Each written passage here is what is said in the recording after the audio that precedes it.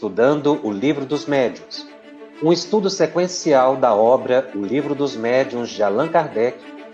Essa é a nossa forma de transmitir esperança, conhecimento e alegria.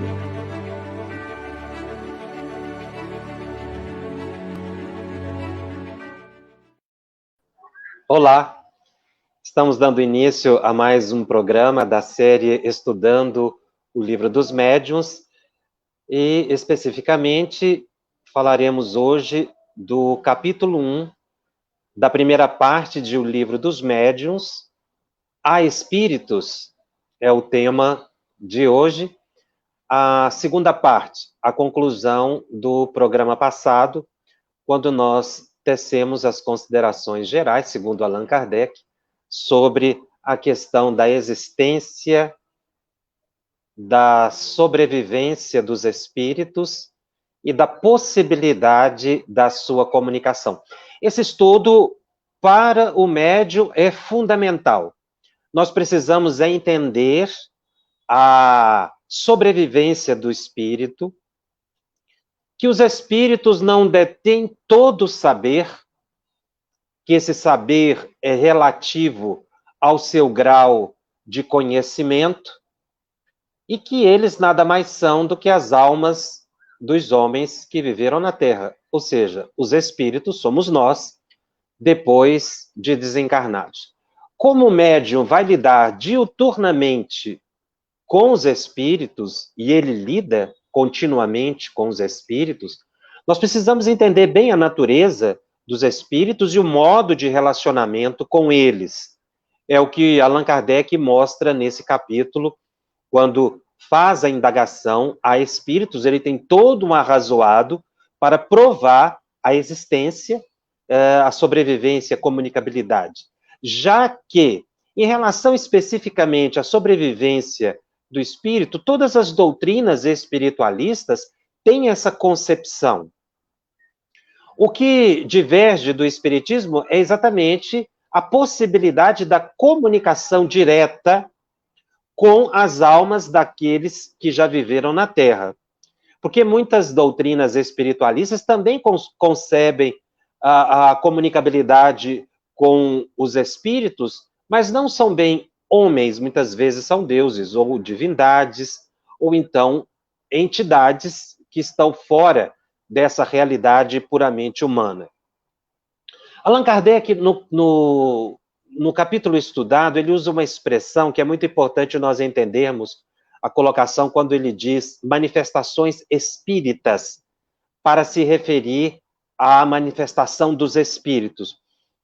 Ou seja, quando ele diz manifestações espíritas, ele está querendo dizer as manifestações mediúnicas estudadas pelo espiritismo, porque todas as manifestações são mediúnicas. Nós não poderíamos dizer que há uma manifestação espírita, mas manifestações mediúnicas segundo o entendimento da doutrina espírita, uma vez que as manifestações mediúnicas sempre existiram e continuarão existindo. Só que muitos espíritos se manifestam através de médiuns, e médiuns interpretam essas manifestações, ou permitem essas manifestações, segundo o seu entendimento, ou a doutrina que ele professa. Não necessariamente segundo os ditames do espiritismo. Então, Kardec, para fazer uma diferenciação entre manifestações mediúnicas em geral e as manifestações mediúnicas segundo a orientação espírita, ele usa muito, no Livro dos Médiuns, sobretudo no início, manifestações espíritas, mas nós devemos entender como manifestações mediúnicas segundo a orientação espírita.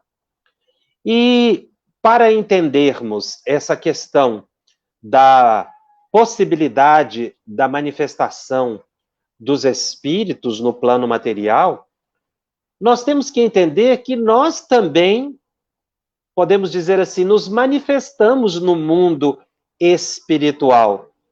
Nós não estamos presos ao corpo físico. Há uma fala de Chico Xavier muito importante para esse momento do nosso estudo, do nosso aprendizado, quando ele mostra bem a realidade de que o corpo físico é uma veste para o espírito. O nosso estado natural é de espírito. Temos um corpo orgânico, material, quando estamos encarnados, mas não estamos presos a esse corpo físico. Na revista Reformador da Federação Espírita Brasileira, de agosto de 1953, Chico Xavier, numa entrevista, diz o seguinte: o meu corpo é um uniforme de serviço que eu visto a cada manhã para viver em determinada paisagem. Não se trata, porém, da minha vida verdadeira. Sem faltar à consideração com os seres que me cercam e que muito respeito e estimo, direi apenas que aqui vivo a realidade menor. Com meus amigos desencarnados, sim, vivo a realidade maior. A expressão, a análise de Chico Xavier sobre a existência do ser é de uma síntese espetacular e de uma beleza profunda. Quando estamos encarnados, vivemos a vida menor. Fora do corpo físico, o espírito vive a vida plena, a vida maior. E nós, mesmo encarnados, experimentamos essas duas existências. Daí dizermos, na própria expressão de Chico Xavier, que nós, espíritos encarnados, somos seres interexistentes. Nós vivemos duas dimensões ao mesmo tempo, que chamamos de mundo material ou de mundo espiritual. Mas isso é uma expressão meramente didática, porque é um mundo só, com duas dimensões. Não temos, a maioria de nós não tem essa consciência de realidade existencial dupla, porque o cérebro orgânico é incapaz de absorver ou viver essas duas vidas ao mesmo tempo. Mas Chico Xavier tinha. Por isso ele diz que o meu corpo é um uniforme de serviço, que eu visto a cada manhã. Todos nós vivemos essa realidade. Nós vestimos a cada manhã o nosso corpo, que é o uniforme de nosso trabalho no plano físico. Mas somos seres que estamos continuamente relacionando com os dois planos. E precisamos aprender isso, uma vez que esta vida dupla, mesmo inconsciente, tem repercussões contínuas. Então, todas as noites, quando nós dormimos, nós saímos do corpo. E vamos viver a vida maior. Mas ela precisa ser uma experiência salutar, porque a maioria de nós vai buscar a convivência dos espíritos e dos ambientes que têm afinidade, muitas vezes perturbadas. Somos hipnotizados de madrugada para acordarmos de manhã como verdadeiros autômatos e não percebemos que estamos sendo teleguiados por mentes perigosas. Devemos orar à noite, pedir a proteção de nosso espírito protetor, para que com eles, espíritos bons, possamos conviver e acordar pela manhã, saudáveis, com a mente tranquila, serena. O médium necessita muito desse tipo de experiência extracorporal salutar. Senão ele se desequilibra, porque as energias são desgastadas pela madrugada, quando nós devemos utilizar a noite para a recuperação das nossas energias que gastamos durante o dia. O estágio consciencial de Chico Xavier é o futuro de nós todos. todos nós um dia teremos essa percepção dupla da realidade. Porque isso decorre da nossa evolução. Nós estamos evoluindo para aprender a dominar cada vez mais a mente e o sentido mediúnico. Chico Xavier e outros médiuns já viveram, não é, ou vivem a realidade futura da humanidade. Então, todos nós vamos chegar nesse estágio do Chico. Porque essa é a fatalidade, o progresso humano. Então, nós hoje temos uma mediunidade iniciante, com poucas experiências fenomênicas. Mas no futuro, nesta encarnação, ou em encarnações posteriores, nós chegaremos nesse estágio de plena consciência das duas realidades que vivemos. Ou, melhor dizendo, da grande realidade que vivemos, de dimensões diferentes. É por isso que é importante estudarmos a mediunidade, porque já estaremos antecipando o nosso progresso, o processo evolutivo. Então, mesmo que eu não tenha consciência da minha vida, da minha existência extracorporal, ainda no corpo físico, eu tenho que considerar isso como de repercussão no meu cotidiano e ter vigilância psíquica. Mas quando eu me afasto do corpo físico, como é que eu me apresento no mundo espiritual? É aí que Allan Kardec vai mostrar que os espíritos, em sua essência, são como que chamas, luzes, focos de inteligência.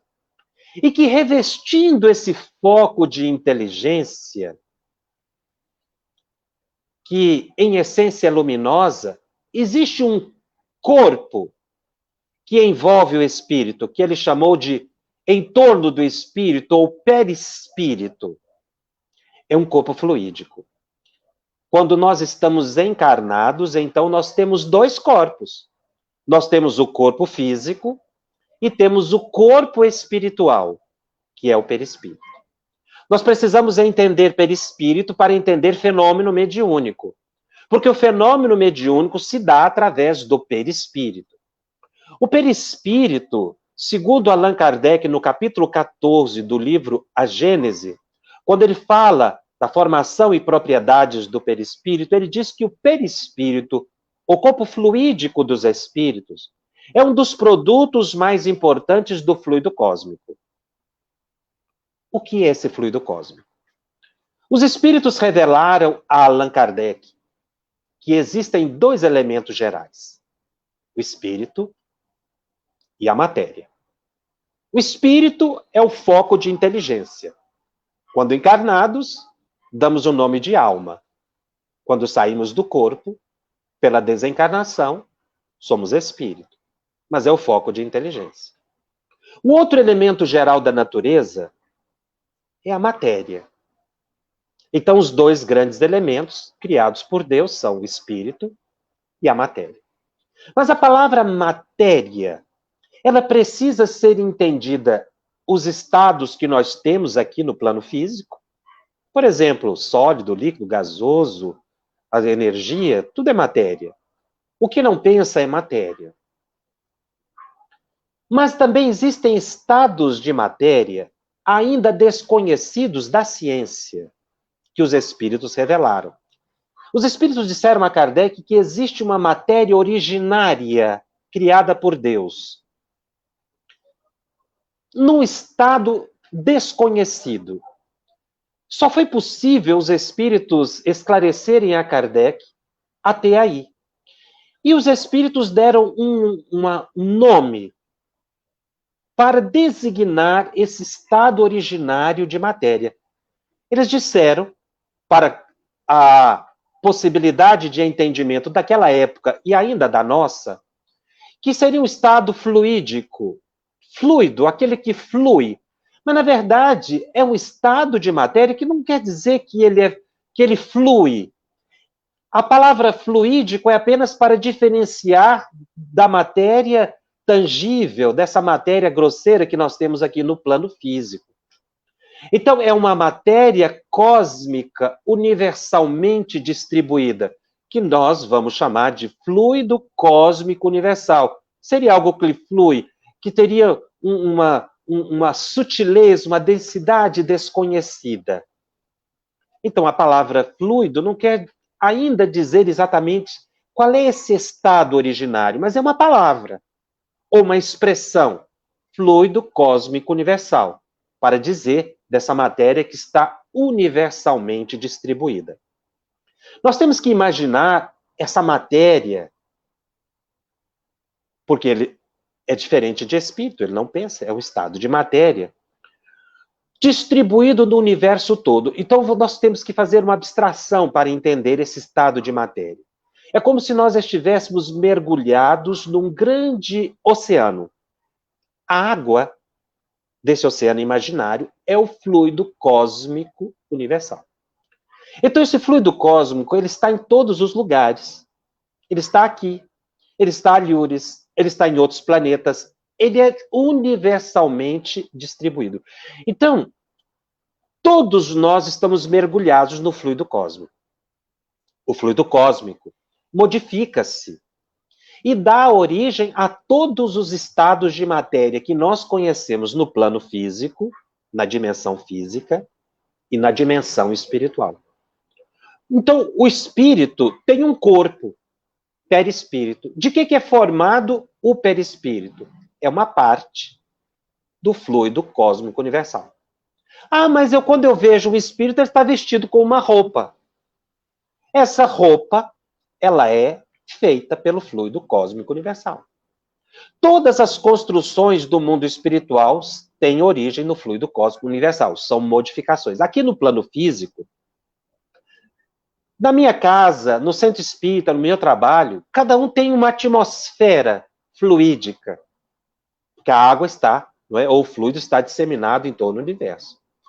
Esse fluido da minha casa, do meu trabalho, do centro espírita, da rua, eles têm uma densidade própria, segundo o pensamento das pessoas que ocupam aquele lugar.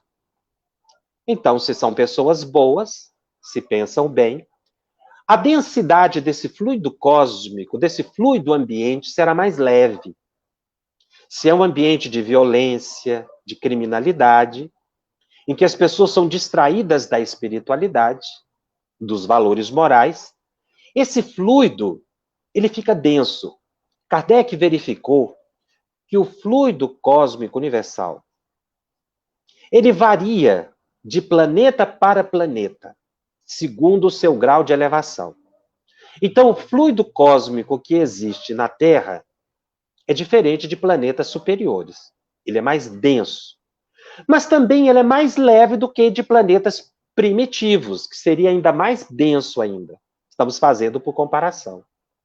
Então, o perispírito nosso, ele terá uma densidade mais sutil ou mais pesada, conforme dois fatores. Primeiro, o planeta em que eu estiver habitando. E segundo, a minha elevação espiritual. Então, um espírito elevado poderá estar num planeta primitivo. Ele vai tirar o seu corpo fluídico dos fluidos desse planeta. Mas vai ser mais leve do que os nativos desse planeta. Então, um espírito superior poderá encarnar no nosso planeta, ou fazer a sua evolução aqui no planeta. Enfim, como nós temos notícia no livro A Caminho da Luz, que vieram para cá, para a Terra, para ajudar a evolução do planeta, espíritos de capela, não é? Como diz Emmanuel, esses espíritos são mais elevados do que os nativos do próprio planeta Terra. Então, eles vão retirar aqui, quando reencarnaram aqui na Terra, eles retiraram para a formação do seu perispírito espontaneamente, como que magneticamente atraídos, não foi porque quiseram, não é? Ou até poderiam, porque teriam evolução para isso. Tiraram aqui da atmosfera fluídica da Terra uma parte mais sutil, desse fluido cósmico, enquanto que os nativos do planeta Terra, que fizeram a sua evolução, teriam um perispírito mais denso. Então, espíritos mais elevados terão perispíritos mais sutis, luminosos.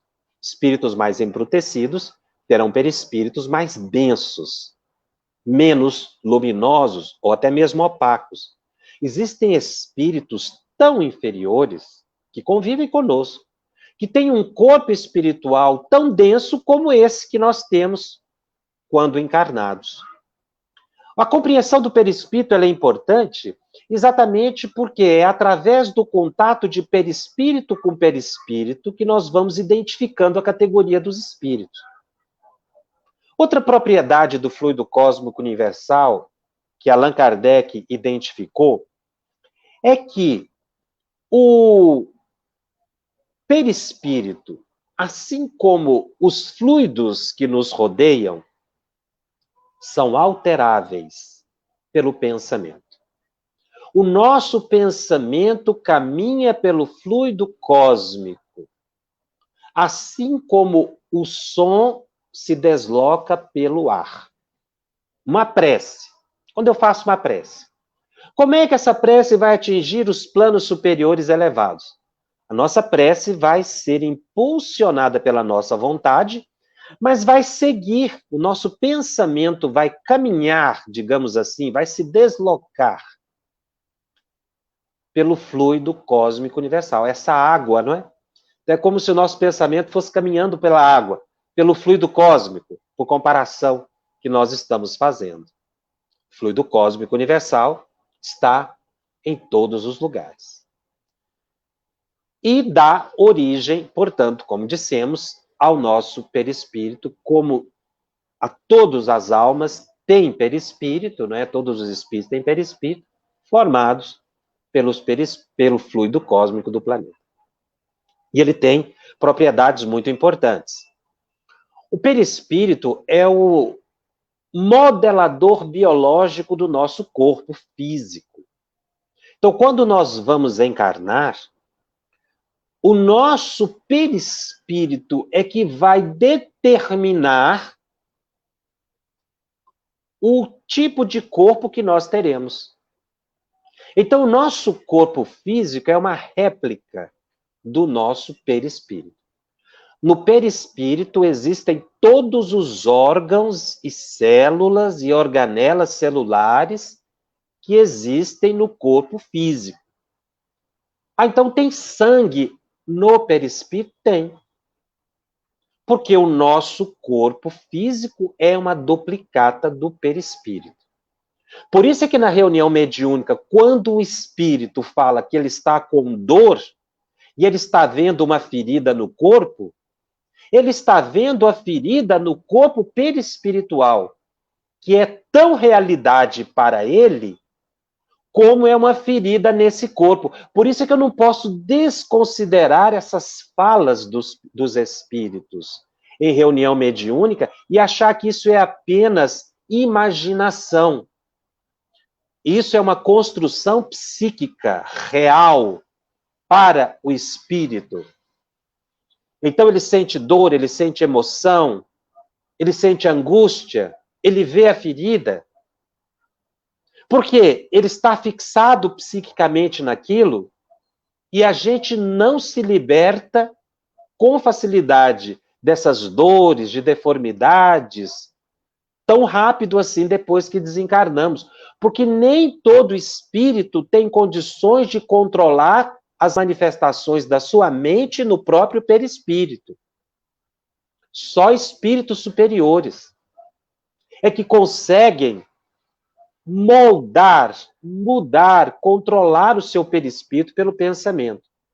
A maioria dos espíritos desencarnados apenas causa um reflexo do pensamento no perispírito. É por isso que espíritos inferiores não vão a colônias espirituais superiores, nem a planetas superiores. Porque eles não conseguem tornar o seu perispírito, que é tão denso, pesado, para eles tão orgânico como o nosso corpo físico. Eles não conseguem mudar. Então eles não têm essa facilidade de deslocamento, como é para os espíritos superiores. Os espíritos superiores conseguem moldar o perispírito, eles conseguem descer em regiões inferiores e ir a esferas superiores. Então, o nosso perispírito, ele é continuamente alterável pelos nossos pensamentos. Sejamos nós encarnados ou desencarnados. E há uma outra consequência muito importante que Kardec identificou, e ele estuda isso no livro A Gênese, sobre o perispírito. Ele usa uma expressão muito curiosa. Ele diz que todos os nossos pensamentos se fotografam no perispírito. Ele usa a palavra fotografia. Na revista Espírita, ele vai explicar melhor. Ele diz que em torno de nós, o nosso perispírito também não fica preso dentro do corpo físico. Ele se expande. Então, em torno de nós todos, existe uma atmosfera fluídica, que é uma expansão ou uma projeção exterior do nosso perispírito sobre o nosso corpo, uma camada fluídica, que André Luiz chamou de aura. A aura é uma projeção, é uma expansão do perispírito. Tudo que a gente pensa surge primeiro no perispírito para depois se manifestar no corpo físico. Então veja bem, eu estou falando, eu estou movimentando mãos, braços, pernas, mas na verdade o corpo está sendo comandado pelo espírito, que através do pensamento atua no perispírito. O perispírito é o elemento de ligação do espírito com o corpo físico. Então, quem pensa é a alma. Quem determina o funcionamento, o batimento do meu coração, que é espontâneo, é a minha alma. Todo o movimento do meu corpo físico é determinado pela minha alma. E isso é feito pelo perispírito. Veja, perispírito é matéria. Mas é uma matéria mais sutil do que o corpo físico. Kardec usava a expressão quintessenciada, de uma essência mais delicada do que o corpo físico, porque falta palavra para explicar esse estado de matéria intermediário. Mas esse perispírito ele também não é uma camadinha muito fininha, não. Nós podemos dizer que o perispírito mais próximo do espírito, a face do perispírito mais próxima do espírito é mais sutil, mais leve. A face ou a contraface do perispírito mais próxima do corpo físico é mais grosseira, é mais densa. Mas o pensamento caminha por esse perispírito e vai determinar o impulso dos nervos através de comandos mentais conscientes ou inconscientes e vai fazer o corpo físico funcionar, digamos assim, né? Então, eu quero movimentar a mão, a minha mente dá um comando que passa pelo perispírito e chega no corpo físico, os nervos reagem e eu movimento a mão. Mas existem movimentos involuntários, como o batimento cardíaco, respiração, o metabolismo celular, que também são mantidos pela mente.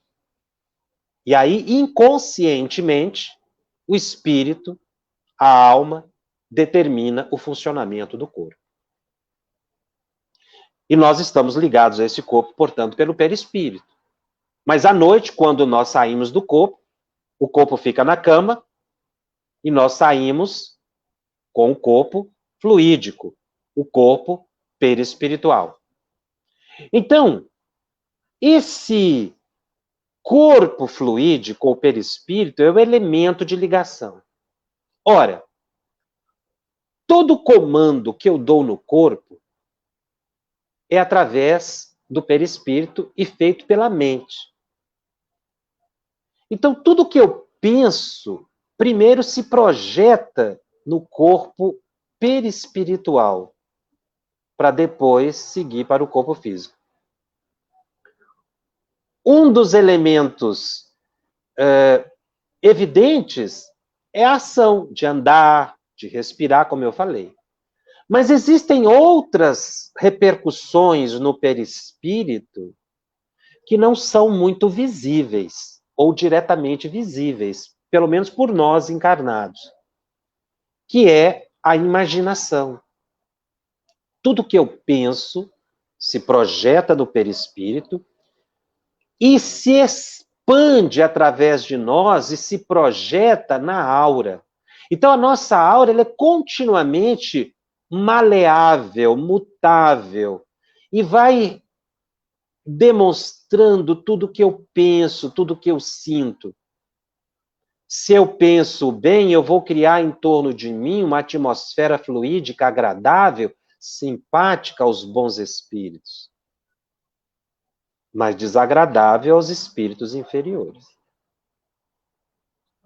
Se eu penso mal, se eu desejo o ódio, a vingança, isso também vai se projetar no meu perispírito. Vai ser antipático aos espíritos superiores e simpático aos espíritos inferiores. Se eu arquiteto um crime e eu faço o planejamento do crime, matar uma pessoa, trair alguém, enganar uma pessoa, os atos, a sucessão dos eventos, eu vou pegar a arma, eu vou ficar escondido, eu vou dar um tiro numa pessoa. A sequência dos atos que eu imaginei são projetados no perispírito e são vistos pelos espíritos superiores e inferiores que estejam interessados nesse tipo de situação. Mesmo que eu não realize o crime, o ato de planejar, ele se materializa, digamos assim, né? Ele, usando a expressão de Kardec, ele se fotografa, ele se projeta, como um filme que a gente assiste no aparelho de televisão. Espíritos criminosos vão se aproximar de criminosos, atraídos por esses pensamentos. Nós temos que lembrar que o espírito sempre presta atenção naquilo que é interesse dele, viu? Um espírito que gosta de dinheiro, ele não vai se preocupar com o crime. Um espírito, ele só presta atenção naquilo que é foco de suas emoções. Então, se eu planejo a bebida alcoólica, não, eu vou agora chegar num bar, vou sair daqui de casa, vou encontrar os amigos, eu estou planejando, eu vou no bar, eu vou beber tantas cervejas. Isso tudo, essa sequência de atos, se projetou, ficou visível, como um filme no meu perispírito. E é visto através da aura, que é uma plataforma de contato psíquico com os espíritos. Então os espíritos vão junto comigo para o bar. Mas se eu planejo sair da minha casa, visitar alguém que está enfermo, distribuir obras de caridade, isso também vai se projetar no meu perispírito. Se eu faço uma prece e mentalizo luzes descendo sobre mim, eu atuo no fluido do ambiente, crio, materializo as luzes ou pétalas de rosa descendo sobre mim e meu organismo se ilumina. Porque tudo que eu penso se irradia no perispírito. Por isso é que eu tenho que tomar muito cuidado com as minhas imaginações. Não são coisas corriqueiras. Eu tenho que orar, desejar o bem. Porque eu aí estarei projetando essas imagens positivas no meu perispírito. E naturalmente atraindo os bons espíritos. E afastando os maus espíritos. Quando eu vou para uma reunião mediúnica, O primeiro contato que eu tenho com o espírito é através da minha aura. Mas isso acontece não só na reunião mediúnica, no dia a dia, no cotidiano. Os espíritos que convivem comigo, porque eu tenho conviventes espirituais, sim. Muitos habitam a minha casa. Quem habita a minha casa? Aqueles que eu convidei para estar dentro da minha casa. Pelo meu pensamento, pelas minhas tendências, que vão ficar magneticamente, como um imã, presos em mim, atraídos pela projeção dos meus pensamentos. Então, eu tenho que tomar muito cuidado com o pensamento. A base da mediunidade é o pensamento. Eu preciso estar atento. Então, eu posso, no meu perispírito, estabelecer saúde e doença. Se eu tenho ódio, eu escureço o meu perispírito. Mágoa, irritação, tédio, depressão. Só que tudo que eu penso vai para o perispírito, mas não fica no perispírito, se projeta no corpo físico. E aí existem alguns órgãos de impacto, né? Dos nossos pensamentos, que a medicina psicossomática já mostrou que isso é possível. Então, tem pessoas que guardam muito mágoa, ódio, elas causam um descompasso no coração e podem ter arritmia cardíaca, alteração na pressão arterial. Outros, guardando rancor, tédio, depressão, podem alterar o pâncreas e ter um diabetes, por exemplo. Por quê? Porque tudo que eu penso, eu altero o corpo físico. Ah, mas então eu posso estabelecer também a saúde no corpo físico? Posso. O meu corpo expressa os meus pensamentos. Assim como uma casa, bem arrumada ou mal arrumada, com bom gosto ou com mau gosto, com higiene ou sem higiene, a casa demonstra as atitudes do morador. O meu corpo reflete as atitudes do morador, que é o espírito. O corpo é minha veste, é meu uniforme que eu visto a cada manhã. É meu uniforme, então ele terá a constituição que eu desejar. Eu preciso sair dessa faixa de depressão, de tristeza, de ansiedade, porque eu sou um espírito que estou num corpo físico e que eu determino as minhas condições de saúde ou de enfermidade. O médium precisa aprender a controlar pensamentos. Aprendeu a controlar pensamento, ele está controlando a mediunidade. Mediunidade é reflexo do pensamento. Então, o estudo da aura é muito importante. Agora, ela é mutável. A minha aura pode estar escurecida num momento em que eu estou triste, deprimido, mas ela pode se iluminar no minuto seguinte. Se eu fizer uma prece, uma meditação, me asserenar. Se eu começar a mentalizar a saúde para o corpo, eu estarei dando um comando às minhas células, porque elas obedecem à minha mente. Elas são unidades que também têm um comportamento segundo o comando psíquico. Eu determino o funcionamento das minhas células. Eu posso criar um tumor, mas eu posso desfazer esse tumor de acordo com os meus pensamentos. E se o tumor não desaparecer, é porque esse tumor é o remédio que eu preciso para curar minha alma. Mesmo assim, eu tenho que mentalizar a gratidão a Deus, a compreensão com as lutas que eu passo, com o corpo que eu tenho. Nós não podemos reclamar do nosso corpo, porque o corpo que eu tenho foi o corpo que eu planejei e aceitei ter antes de reencarnar. Então, mediunidade passa também pelo controle da aura. Por isso é que se diz, nós somos médios 24 horas por dia, a semana inteira. Mas tem médios que ainda acham que são médios apenas na sessão mediúnica 2 horas na semana.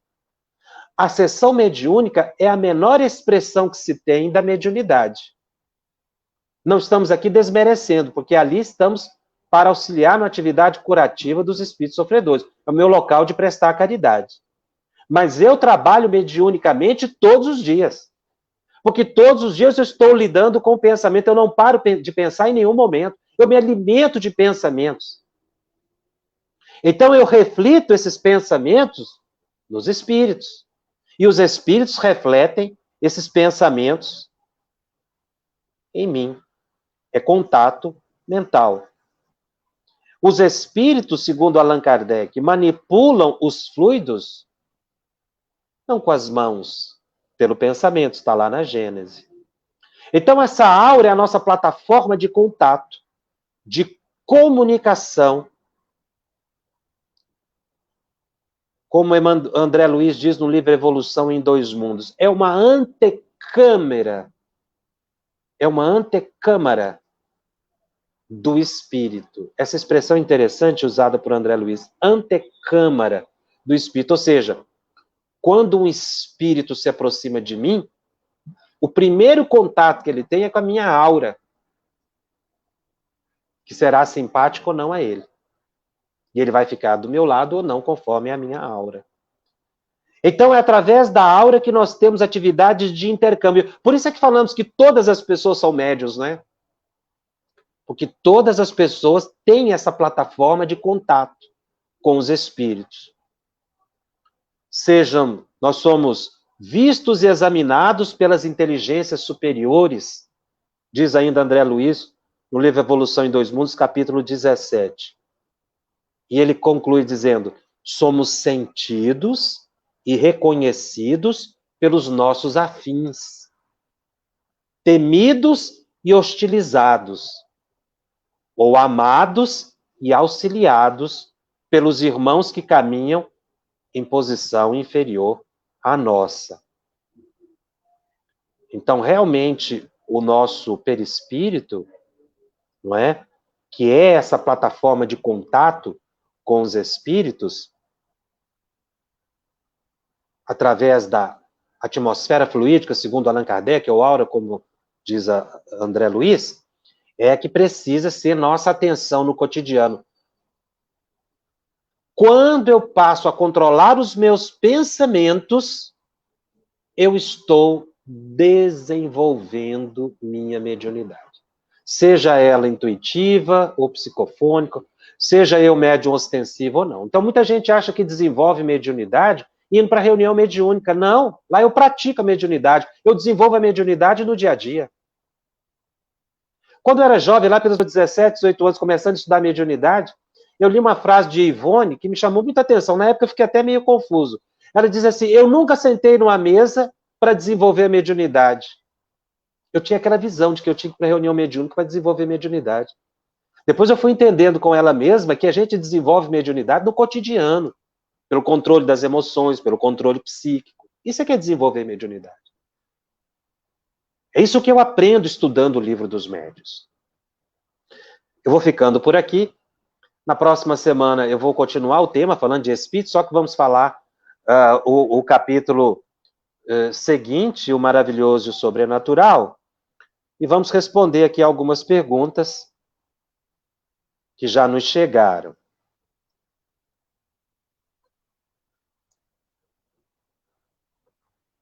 Se nós não respondemos todas as perguntas, semana que vem o assunto vai continuar, porque esse é um edifício, né, que nós estamos construindo aqui. Falamos um pouquinho hoje, analisando, e vamos devagar, e assim a gente vai entendendo a questão da mediunidade.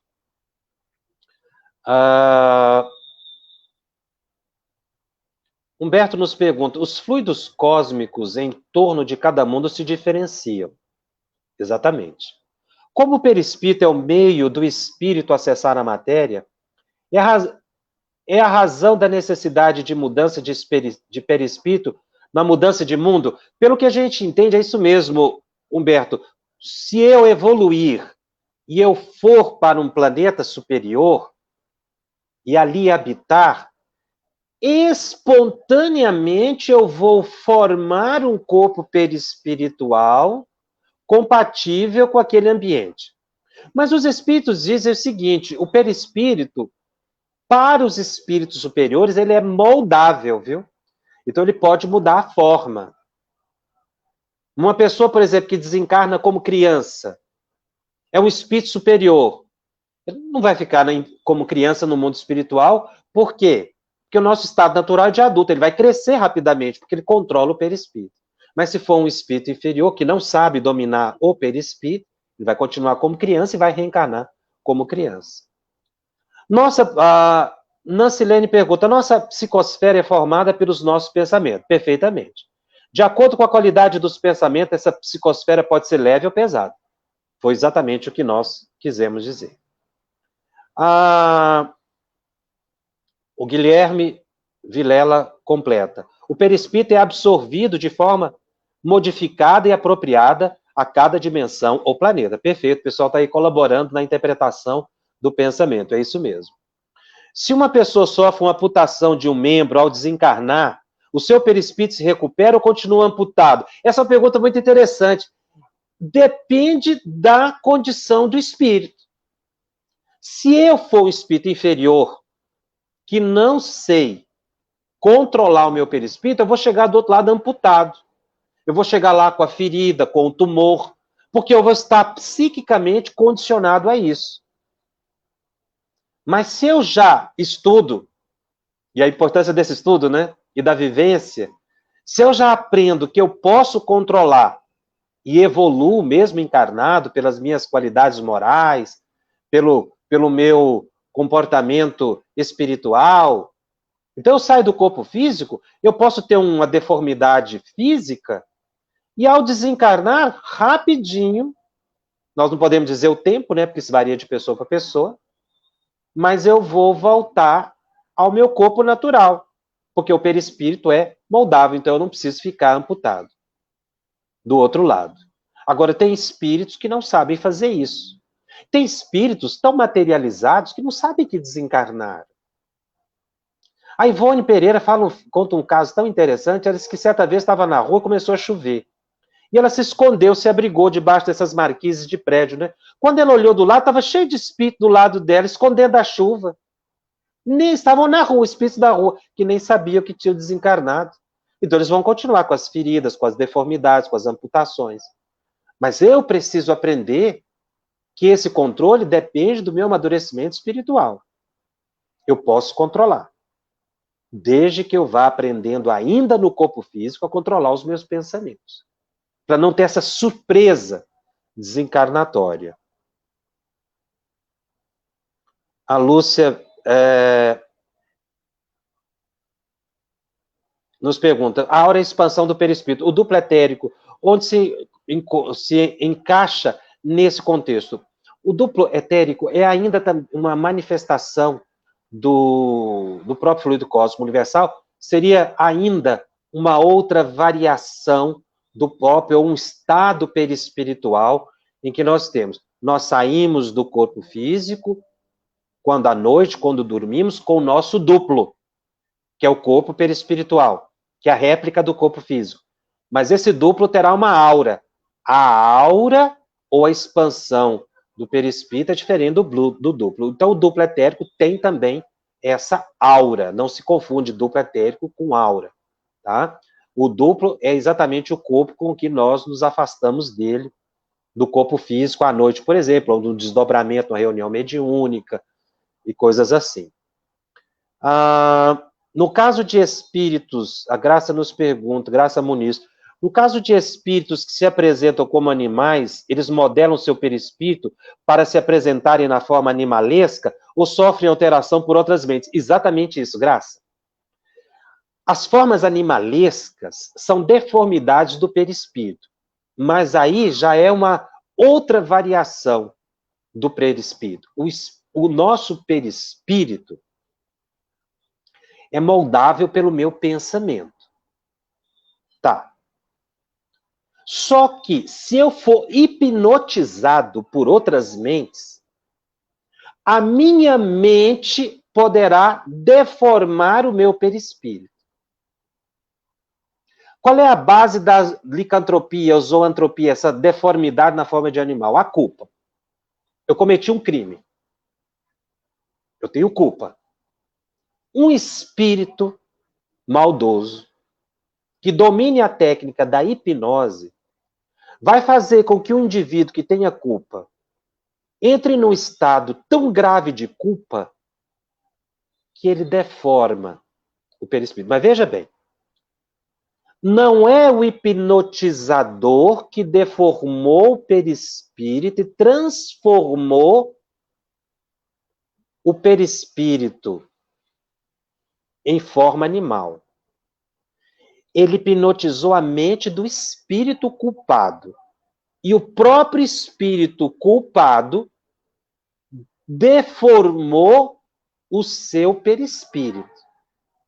Então, é a mente que é manipulada pelo hipnotizador, pelo perseguidor espiritual.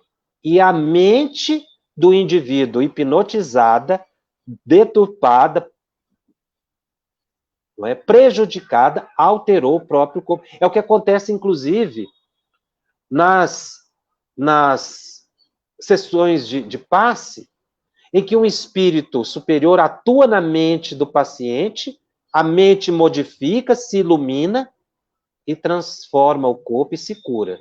Então, é a mente do indivíduo que causa deformidade. Não é o obsessor que causa deformidade. O obsessor atua na mente pela hipnose. E a mente sofre, então, um domínio psíquico e fica em estado deformado. É outra mente. Então, não é a mente que alterou o perispírito do obsessor. A mente atuou na mente do desencarnado culpado. E essa mente perturbada alterou o perispírito. O perispírito vai desaparecer um dia? Pergunta Claudeci Guilherme. Ou fica somente no espírito? Olha, essa é uma resposta muito complicada, porque a gente vai entendendo com a doutrina espírita que nós vamos evoluindo e o nosso perispírito vai evoluir também, ele vai ficando mais sutil, não é? Então, quando eu me tornar um espírito puro, como é que será o perispírito do espírito puro? Ele estará num estado de materialidade tão elevada que a gente só concebe eles, não é, como luz, mas nós não podemos dizer. O que se entende é que não há espírito sem perispírito. A gente não perde o perispírito, digamos assim. Mas ele vai ficando tão sutil, é como que se ele se confundisse com a própria alma, com a própria luminosidade da alma. Entre aspas, a gente, não é, perderia esse perispírito, porque ele vai ficando muito sutil. O que, na verdade, é o controle. Mas o que dá a forma, o modelador biológico, a forma do perispírito, está dado pelo perispírito. Nós temos muitas perguntas hoje. O princípio vital, pergunta o Guilherme, é um quarto elemento entre espírito, perispírito e a matéria, já que é absorvido pelos corpos orgânicos? O princípio vital, ele é uma variação do fluido cósmico universal. Você pega a base, fluido cósmico universal. Fluido cósmico universal forma tudo que nós conhecemos de matéria. Tudo é variação do fluido cósmico. Como eu disse, a palavra fluido é uma designação para um estado de matéria desconhecido. Não é que flui. É uma designação que os espíritos encontraram. A palavra que mais se aproximaria. Mas é um estado inabordável. Então ele forma o perispírito, ele forma o fluido vital, que nós recebemos uma cota, né, para viver 80 anos, a gente recebe uma cota de fluido vital para viver 80 anos, que a gente gasta ou revitaliza esse fluido vital, mas ele também forma a cadeira que eu sento, ele forma os átomos, o fluido cósmico universal forma os elementos subatômicos, o fluido vital forma as moléculas se unem e forma a matéria tangível que nós conhecemos. Mas esse fluido vital também forma a roupa dos espíritos, esse fluido vital forma as colônias como o nosso lar, forma colônias superiores, porque é uma modificação. Assim como o oxigênio, dois átomos de oxigênio formam uma molécula que é o oxigênio. Se eu juntar mais um átomo ali, vira um outro gás que é o ozônio, que dá a coloração azul para o nosso planeta. Então é uma combinação do próprio fluido cósmico. Como saber se estamos sendo teleguiados? Elisângela pergunta. E autômatos? Apenas o cansaço no dia seguinte evidencia isso? Como nós apresentamos em perispírito durante o sono físico? Bom, durante o sono físico, começar da última para a primeira. Nós vamos sair do corpo com o mesmo corpo que nós temos, né? Senão nós não vamos ser identificados no mundo espiritual. No nosso subconsciente, nós temos essa forma, é o que dá o comando. Então, eu saio do corpo, vou ter o mesmo corpo. Agora, Como é que eu vou saber que eu estou sendo teleguiado? Eu preciso ter muito cuidado em analisar as minhas atitudes. Eu preciso meditar, eu preciso me acalmar, eu preciso ter muita vigilância. Se eu tiver hipnotizado mesmo, às vezes eu não percebo isso, viu? Uma das coisas boas é conversar com as pessoas, é evitar o isolamento. Porque as pessoas me ajudam a autoanalisar se eu estiver perdendo o bom senso. Ouvir um bom conselho, às vezes até ouvir a crítica, para eu analisar, não ficar magoado, ver o bem em todas as coisas. Porque quem está hipnotizado mesmo pela fascinação, ela nem percebe. Mas eu posso, pela autocrítica, não, pera lá, será que o que eu estou fazendo está correto? Deixa eu começar a prestar atenção. Como é que está a minha conduta? Eu estou brigando demais, estou irritado demais, estou nervoso demais? Eu posso estar teleguiado. Então, eu só vou descobrir se eu estou nesse processo através da autocrítica, da vigilância.